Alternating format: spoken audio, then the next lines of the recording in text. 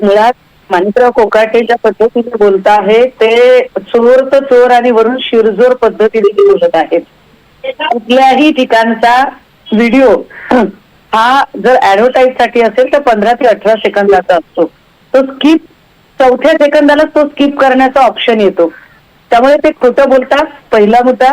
दुसरा मुद्दा असा की ते जेव्हा सांगतात की मी काही विनयभंग वगैरे केलेला आहे का, तर त्यांना आम्ही आठवण करून दिली पाहिजे की मुंबई बॉम्बस्फोटानंतर फक्त घटनास्थळी रामगोपाल वर्मा यांना नेल्यामुळे तत्कालीन मुख्यमंत्री विलासरावजी देशमुख यांना राजीनामा द्यावा लागला होता. तुम्ही तर ज्या सभागृहामध्ये लोकांचे प्रश्न चर्चेला येतात आणि ज्या सभागृहाचं कामकाज करण्यासाठी करोडो रुपयांची उलाढाल ही लोकांच्या करांनी भरलेल्या पैशातनं होत असते, तिथे जर तुम्ही रम्मी खेळत असाल त्या पवित्र मंदिरात तर हे गंभीर आहे. आणि सकाळी जे राजीनामा देण्याची भाषा करत होते त्यांनी मला असं वाटतं की सन्माननीय रोहित पवारजी यांच्या आजचा व्हिडिओ नंतर राजीनामा दिला पाहिजे. सुषमाताई, राष्ट्रवादीकडून आंदोलन सुद्धा केलं जातंय, मोठ्या स्वरूपामध्ये दबाव वाढवण्याचा प्रयत्न केला जातोय. मात्र अद्यापपर्यंत कृषी मंत्र्यांची जी भूमिका एकूणच पत्रकार परिषदेमध्ये होती ती थेट अशी होती की मी कुठलाही गुन्हा केलेला नाहीये आणि त्यांनी महत्त्वाचं म्हणजे हे म्हटलेलं आहे की मी कुठलं चुकीचं वर्तन केलेलं नाहीये. मात्र मग असे क्रायटेरिया ठरवले जाणार आहेत का, या वर्तनासाठी राजीनामा द्यायचा, या वर्तनासाठी नाही द्यायचा, हे राजकारणीच ठरवणार का? मी क्रायटेरियाचीच गोष्ट करत आहे की जेव्हा बॉम्बस्फोटानंतर फक्त रामगोपाल वर्मा हे मुख्यमंत्री विलासरावजी देशमुख यांच्यासोबत घटनास्थळी होते आणि एवढ्या एका घटनेवरून विलासरावजींना राजीनामा द्यावा लागला, कारण राजकीय नेत्यांच्या वर्तन व्यवहाराचे नक्कीच नियम आहेत.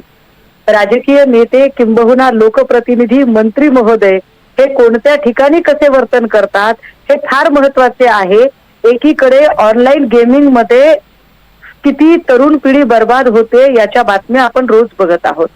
त्याच ठिकाणी ज्यांनी आदर्श घालून द्यावा ते मंत्रीच जर अशा पद्धतीने ऑनलाईन गेमिंग आणि तेही सभागृहात, जो सभागृहाचा वेळ हा आमच्या हक्काचा वेळ आहे, ज्या सभागृहाचं कामकाज होण्यासाठी पर सेकंद 4700 रुपये खर्च होतात आणि हे पैसे मंत्री महोदयांचे जात नाहीत. हे पैसे आम्ही सामान्य जनतेच्या कष्टाचे आमचे पैसे आहेत. आम्ही घरपट्टी, पाणीपट्टी, रोड टॅक्स, टोल टॅक्स, वेगवेगळ्या प्रकारचे जे कर भरलेले त्यातून हा खर्च होत आहे.